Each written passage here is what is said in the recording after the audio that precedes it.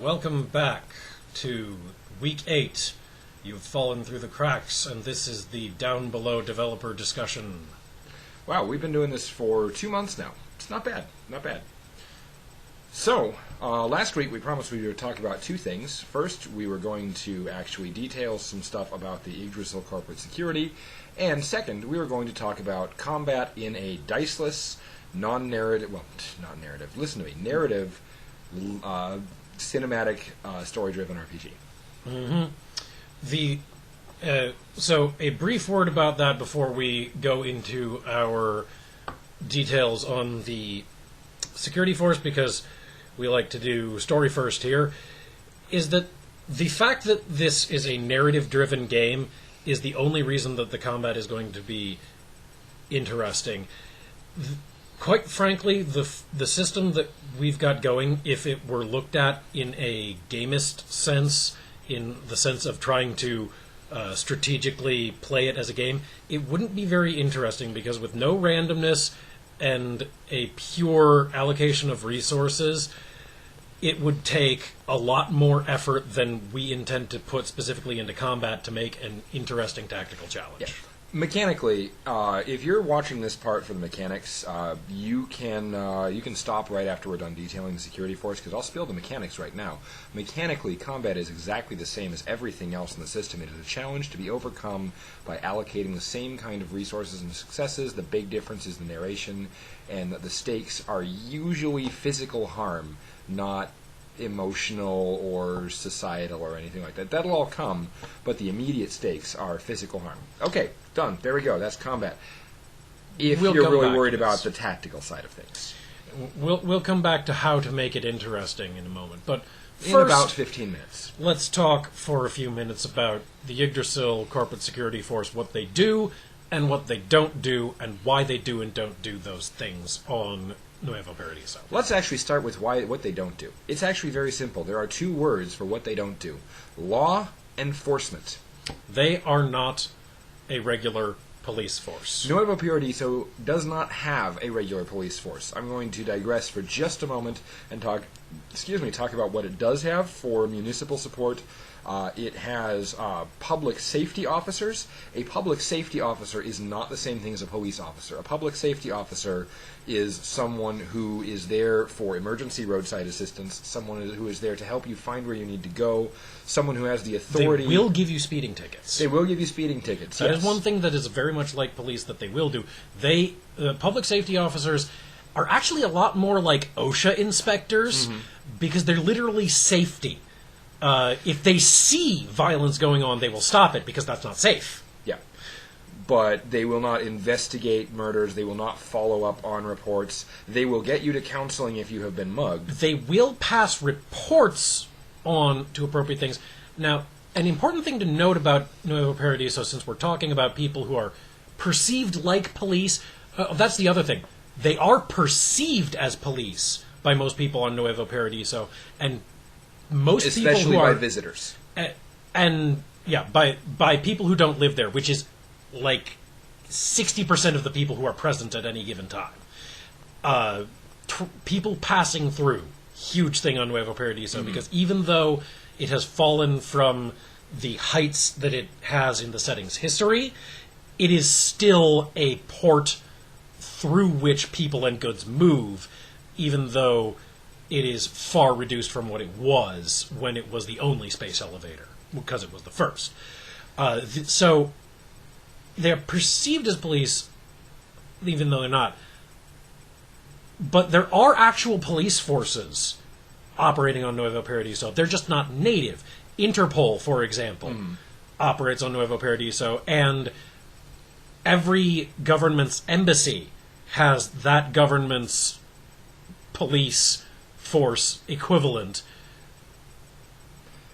present, and they often operate on Nuevo Paradiso with the blessing of the Yggdrasil Corporation in pursuing things over which they have jurisdiction. And I'm grabbing that right here because we are already in double digression territory, and we're trying to keep this to our normal half-hour limit and without going too far over. So, bringing it back to Yggdrasil security. What they are, the closest thing they are, is basically a corporate-funded private military contractor. This means that while nominally they have authority over all corporate territory, which does in fact include the entirety of the Nuevo Paradiso Island, the entirety of the space elevator, the entirety of the orbital station, and the so-called beanstalk itself, where they exercise that authority is basically on designated Yggdrasil property. There are too few of them to mount effective patrols. They really don't believe that civil disturbances are something they're responsible for. While they have stepped in once in the past, that is viewed as a very dark time in the history. Super short historical lesson.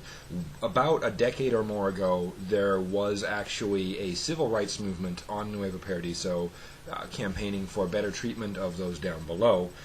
Riots ensued because all the various governments didn't know what to do. Some of them sent agents provocateurs, some of them tried to channel it into other ways. Long story short, Yggdrasil security stepped in. There were tanks, there was nerve gas, there was tear gas, there was bad stuff. PR took a huge hit. That's actually one of the reasons that in recent years there have been more completed space elevators. And that's, again, I'm starting to digress, but the last time they stepped in, it was catastrophic for the company, even though they did succeed in doing what they had planned to do. So what they mainly deal with is the physical security of corporate interests and the informational security and operational security of corporate interests. That translates to your PCs are going to see Yggdrasil security in the game in one of three places. One, if they are raiding or breaking into an official or unofficial, known or unknown, Yggdrasil facility. If they're going after the tower itself, well, first off, God help them, but second off, they will see the security there. If they're going after some place that is thought to be a headquarters for a rival gang, or thought to be a smuggler depot, but turns out to actually be Yggdrasil, unfortunately, they're going to run into Yggdrasil security there too. Number two, if Yggdrasil security comes after them, this is because either A, they sloppily broke in and got themselves caught in a large enough way that the security force is willing to preemptively pursue them, or B, they have involved themselves in some way that detaining or eliminating them is more advantageous to the company than just letting them go. Or three, they either work for or are being contacted by Yggdrasil security to assist with the security of the company in some way. Perhaps doing something that the security force themselves don't normally do, but would like to see done. And 2 points on this that deserve expanding on. One, on the places that Yggdrasil security secures. This doesn't just include things that Yggdrasil owns. They rent out the security force to people who are renting space on the island. So other corporations may also have Yggdrasil's security force because they're in Yggdrasil turf, and so it's the best private security force to hire out. In other words, if you're paying them enough, you are so relevant to the company's interests that it's worth protecting it. And the other point that deserves a little bit of expansion is that last one. A lot of the things that are regular police work that Yggdrasil security doesn't do, they don't necessarily know what government to hand it off to because of the morass of conflicting jurisdictions that is Nuevo Paradiso in terms of police work. So, enterprising members of the Yggdrasil security force will use some of their gray slush budget to hire independent investigators, which is the term that appears on the budget sheet, but Nuevo Paradiso, because of the problematic jurisdictions, as just mentioned, doesn't really have an accreditation process or a licensing process for private investigators like, a well-run city does. To use an analogy that a friend of mine is very fond of, A Nuevo Paradiso private investigator is a lot like an inland sushi place. There's no way to determine whether they're good or bad just by looking at what they are. There's no licensing bureau to say, yes, you're a qualified sushi place. You just look at the health reports, and if nobody's contracted ringworm in the last 6 months, you're probably safe. So, this is one of the ways where the gangs, who we mentioned do a lot of police-like work, because they do a lot of the keeping the peace through their protection rackets. This is also another place where gangs become almost an official police force, because members of gangs are often some of the people who are contracted to investigate crimes by Yggdrasil security, because they are people who know how to track people down. They are people who know the island, and they get results. So at about this time in our last couple of discussions, we digressed into talking about the personalities of the people involved and the personalities that tended to flock around them.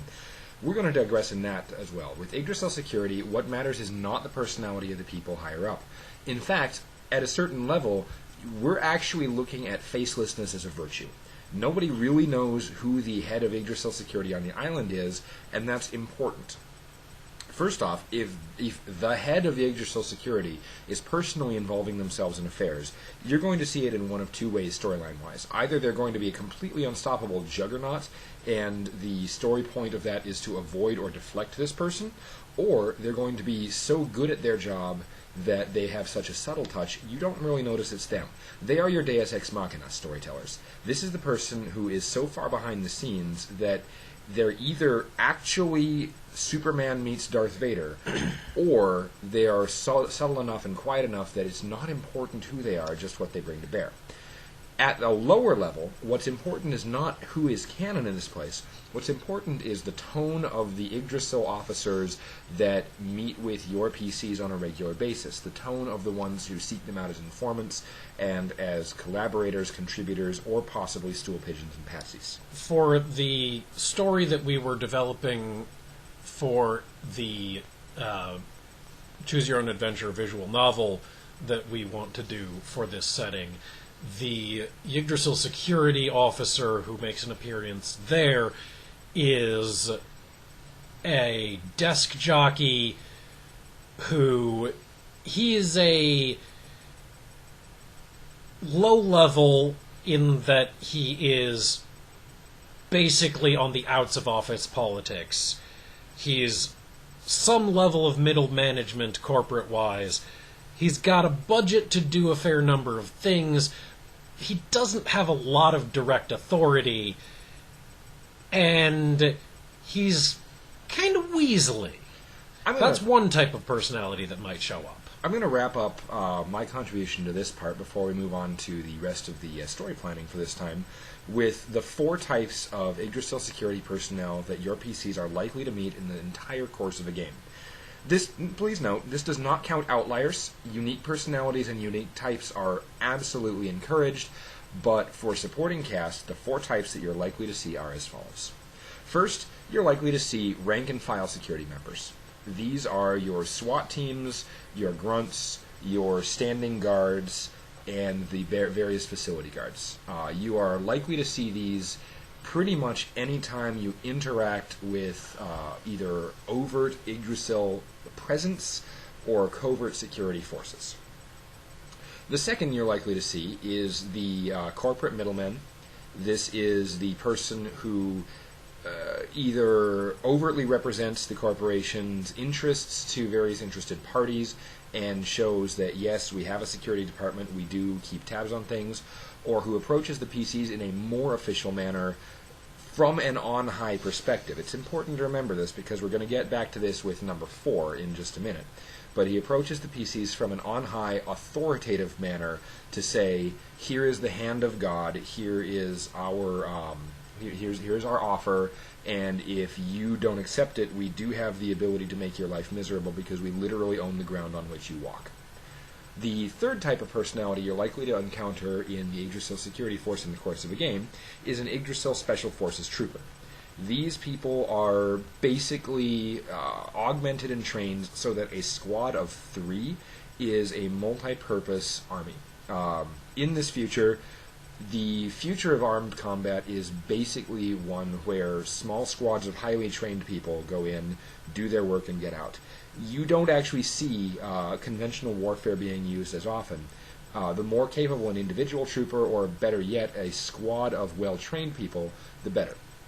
Yggdrasil's technology is some of the best of any private corporation, which does in fact rival that of several governments, and when you see a special forces team deployed, if they are going over, you do in fact see power assist armor, you do in fact see some of that high-tech weaponry we talked about in the past, but mostly you see a lot of high-tech information systems, you see a lot of threat management software, and you see 3 basically very well-trained but individual specialists. They're typically a covering fire / special weapons specialist, a close quarters combat specialist, which includes both close-in firearms and close-in melee and brawling combat, and finally you usually see an information specialist deployed along with them, because information, as certain someones are very fond of saying, is definitely ammunition. And the fact that pardon me, my Porky Pig impression. The fact that warfare's scale has changed in this way is part of how the truthiness of there has been peace for the last 50 years has been maintained in the world. It's very much truthiness rather than literal truth, because governments do have conflicts with each other, sometimes even armed ones, but large-scale armed conflict has pretty much become a thing of the past. As but that's Russia, partly because of the scale difference. as Russia in the modern day has experienced, large battalions of tanks crossing the Crimea don't really play well in the international media. And they also aren't as effective as many of the options which are available in future combat. So, before we go too much into combat... I had number 4. I thought you just said number 4, sorry. Nope, that was number 3. Number 4.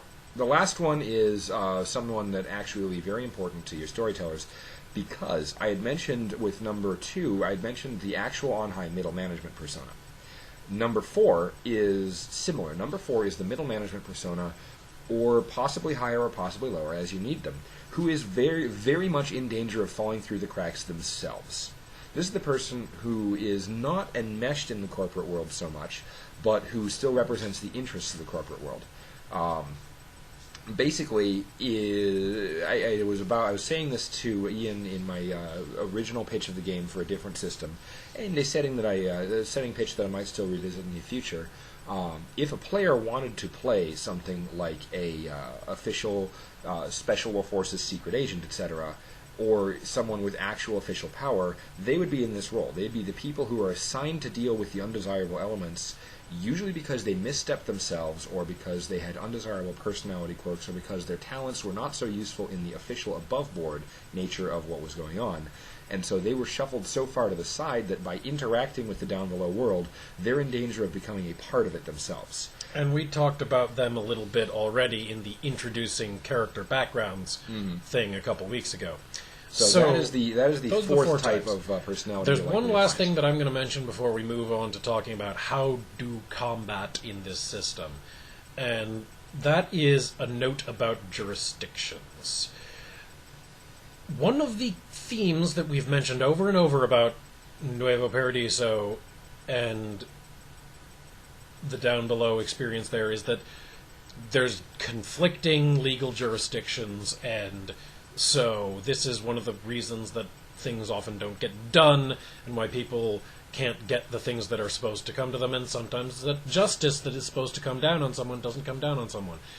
Completely regardless of justice, completely regardless of jurisdiction, if players cross the line in the eyes of the Yggdrasil NPCs that you have decided are the on-high NPCs who make the final decision on what is in the corporate interest in your story, then jurisdiction will not be a thing that is a problem. Yggdrasil, when they decide it is their corporate interests, ignore jurisdictions. and because of the web of conflicting jurisdictions on Nuevo Paradiso, have an easy time sweeping absolutely anything under several different rugs. In general, most governments won't care enough about what was done to say we're going to mess with the people who actually maintain the island that holds up a space elevator. Even when they do care that much, a sufficient donation of credit to their account will often smooth over the gravest of sins. It is only very rarely that Yggdrasil has to offer so much as an apology to national interests for anything that happens on Nuevo Paradiso. On that island, they are the Norse gods that they impersonate. So, that's the final note about dealing with Yggdrasil, is that players who overstep, well, they really shouldn't, because there is a functionally infinite pool of you can't succeed against this if they go way too far. You can only succeed by changing the nature of the game enough that you are no longer in their crosshairs. You will have to concede something. So, combat. Let's talk about this. Yes. The first thing is to start where we started at the beginning of the episode here and say, combat, again, literally uses the same system. You don't have to assign combat rounds or anything. Just at the moment where bullets start flying, you describe the situation and you tell the players when, okay, here is where you have a challenge that you must overcome or else. Mm-hmm. And the players can describe their way of overcoming it. If the challenge is, so these guys have started shooting at you, and if they are allowed to shoot at you without you succeeding, they will shoot all of you to death. Please note, the challenges might not be as overt as that. The challenge might be as simple as there are guys there, and you think they might start shooting. The challenge might also be something like a rival gang is moving arms through your territory, and you are laying an ambush, and your solution is, I'm going to start shooting.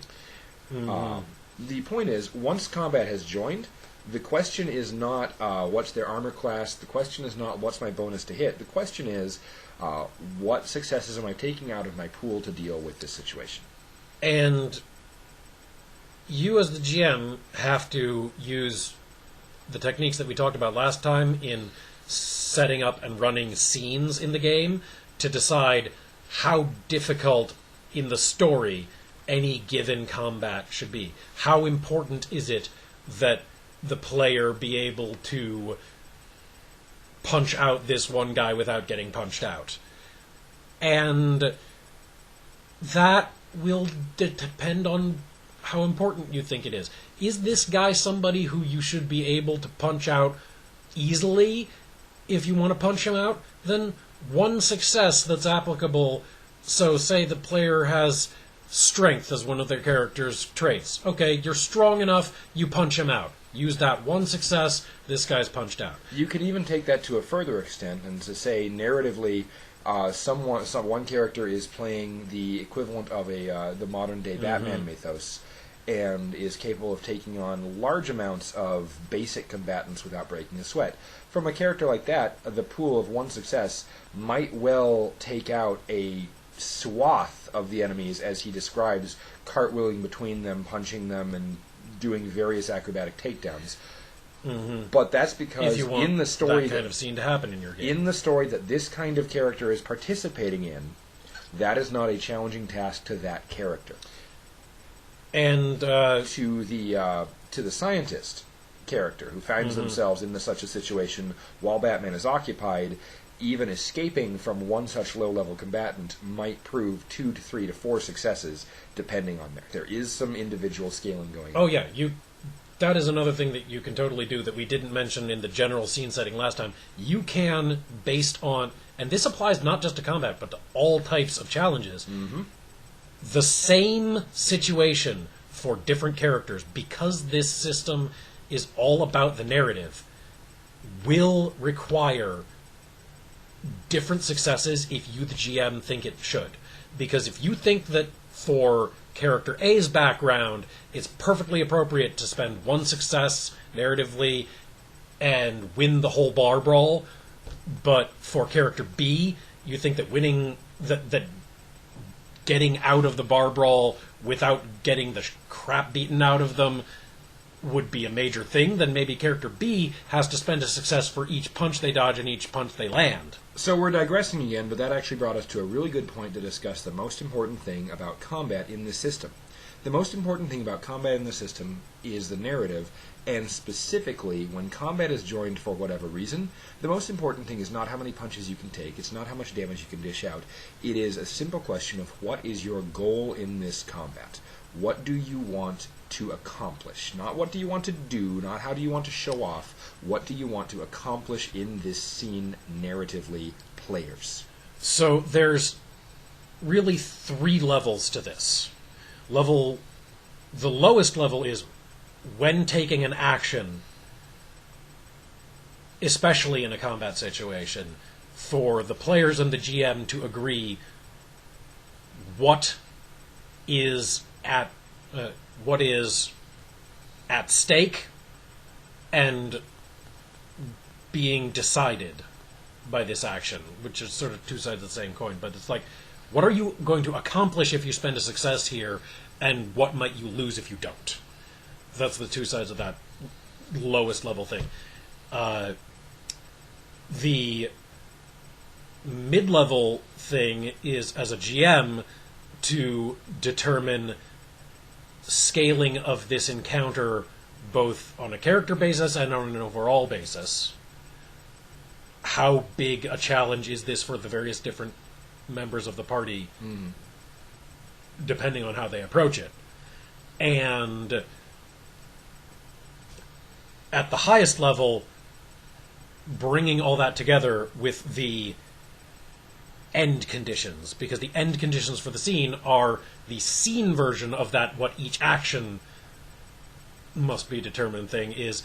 So in this scene overall, what can be accomplished by succeeding and lost by failing? Let's do a really quick example of some scene construction here. We're going to say there are 4 player characters present.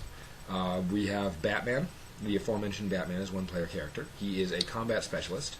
We have the socially awkward, physically unfit scientist. In fact, let's go with 4 characters, and because those are 2 characters that I actually have had in playtests of this. I've actually had both those characters in playtest. So we've got the computer scientist, we've got Batman, we've got Jason Statham from the mechanic, or the transporter. That's it. And the mechanic. He was in both. That was Statham. Right. But moving on. on. From one of those movies. Yeah. And as our 4th character, we've got the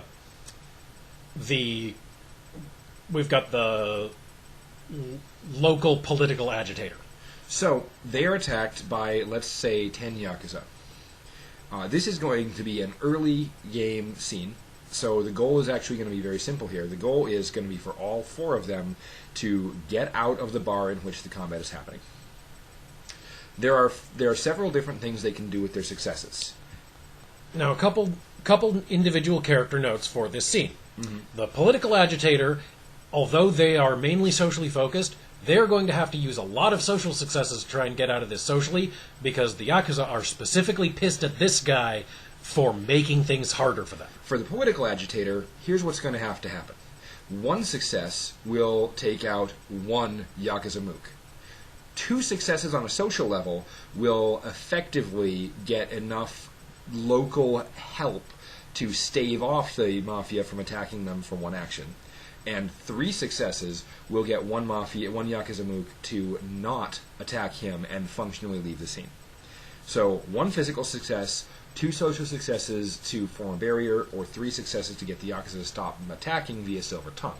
This way it's up to the player what agency they want to apply. They can use a lot of successes to try to fend off all attackers. They can use some successes to buy themselves some time, or if their reputation as a Silver Tongue is important to them, they can spend a lot of successes up front to talk their way out of it. And if they come up with something really clever with some of their mental traits, which are a relatively small thing on their character sheet, but they have a couple of them, then those might work really well. Let's look at the computer scientist. The computer scientist has it almost backwards there.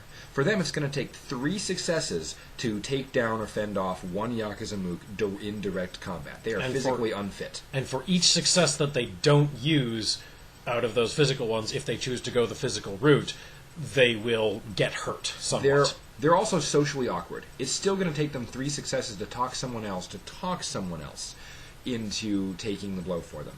On the other hand, if they're able to exploit something... I would actually say something different here.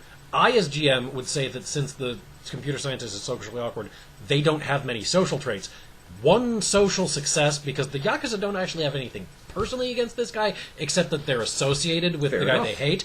One social success would work for the computer scientist if I were running the scene, but the computer scientist might have one social success on their character sheet. The biggest thing that the computer scientist, on the other hand, can contribute to this fight scene is that one mental success could go towards either reducing tension or providing an alternate exit. If they build up enough points towards providing an alternate exit, let's say 5 points over the course of 5 actions, they could take a total of 5 successes, and everyone who is willing to follow them could get out through a previously unnoticed back door, etc. And the computer scientist character that I'm remembering from the playtest had like 3 different traits that meant something like perceptive. Similar. Then finally, we've got the other two, Batman and Jason Statham. These two are kind of middle of the road. For them, it's pretty much straight up 1 success equals 1 downed Yakuza. Let's actually mix it up a little bit though. For the Batman character, 1 success equals 2 downed generic characters because he excels at just the acrobatic, what's called the mook mowing style of combat. He excels at fighting groups. Whereas it takes 2 successes to inflict harm on a named character. For the specific Batman character that I had, I would expand this and alter it slightly to he was actually a stealthy type Batman, so his attack from concealment would probably take out multiple people, but once he was seen, he would go down to having to take them on one at a time. On the flip side, with the Jason Statham character, 1 success against a named enemy, a featured enemy, if you will, would cancel out one of their successes against him.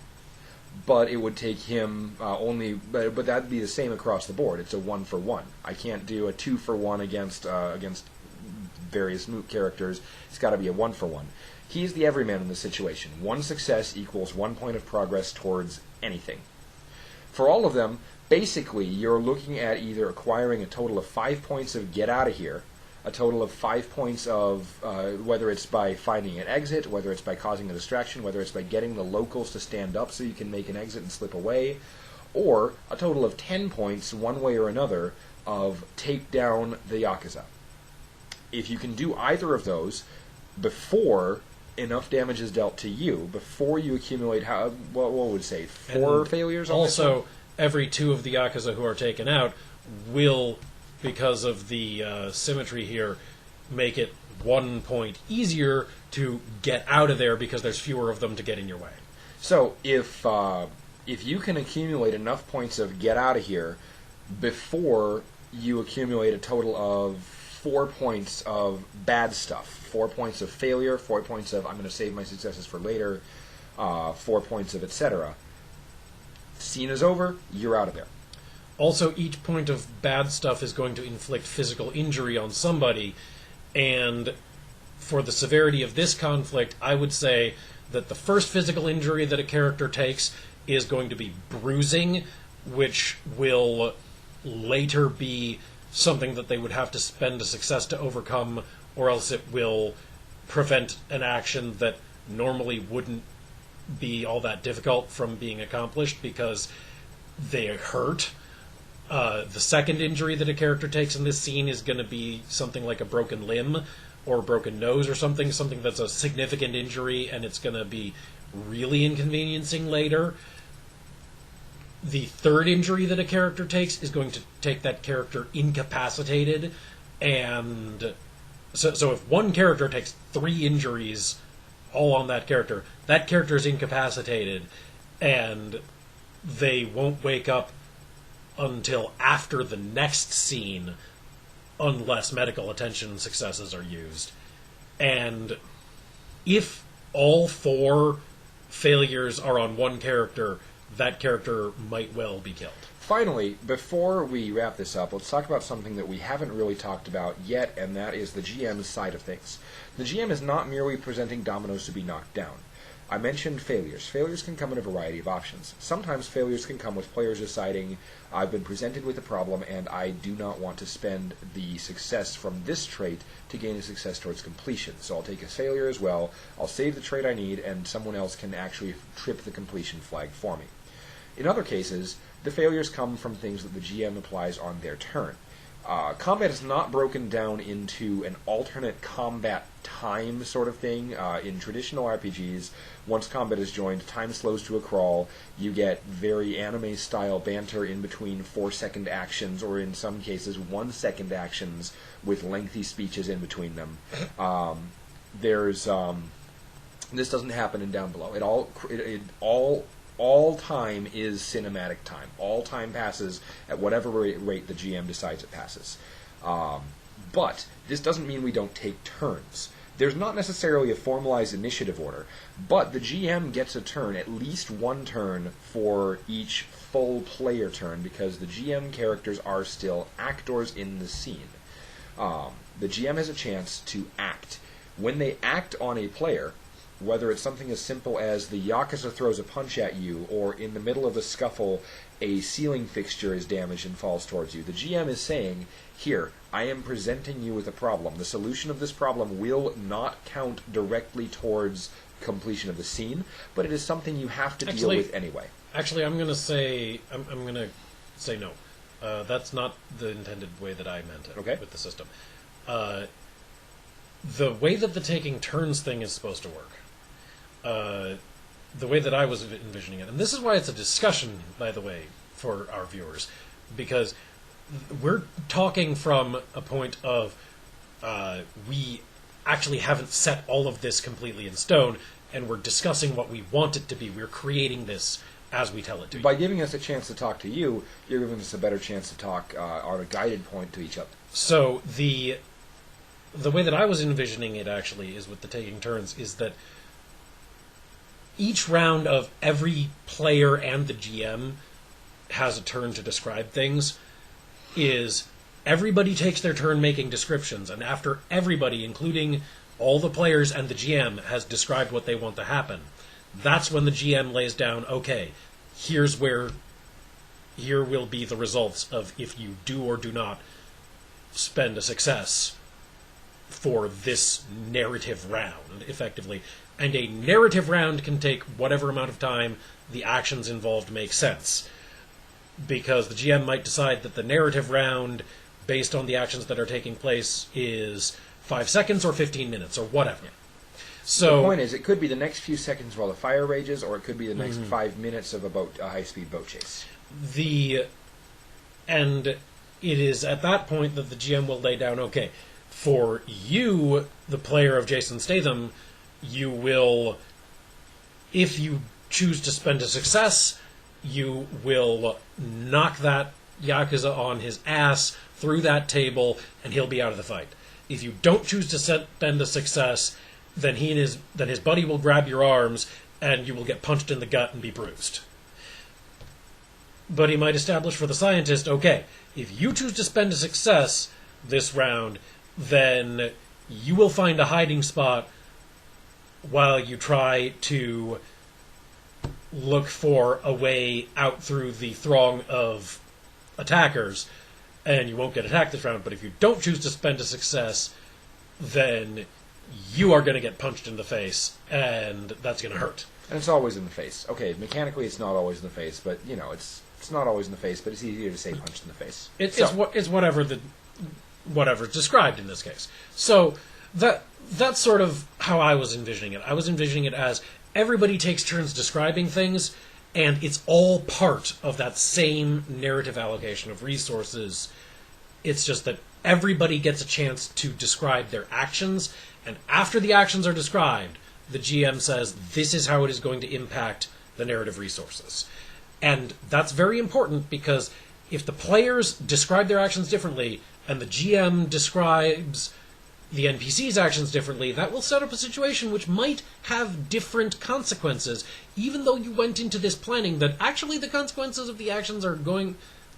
you went into this planning for the consequences to be getting beat up, but things might change, and the consequences of the actions might transmute into different things at stake, so that the stakes might not be getting bruised, but instead getting your wallet stolen, or instead basically having your the reputation stakes, the stained, stakes will be things that make it way more interesting than combat usually is in RPGs, because one thing that's almost always true of combat in RPGs is, aside from stunning set-piece situations where there are higher stakes, it really just comes down to, can I deplete their HP total before they deplete mine?